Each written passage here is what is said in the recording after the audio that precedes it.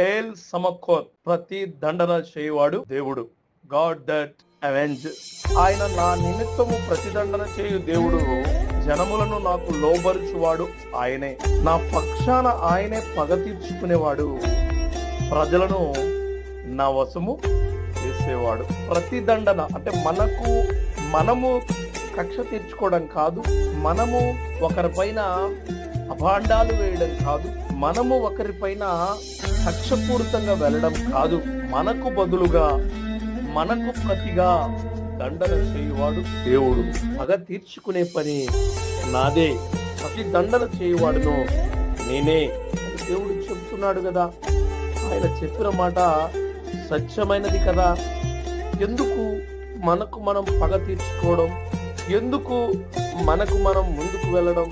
ఎందుకు మన అవసరాలకు జనాల్ని లోబరుచుకునే మాటలు చేయడం?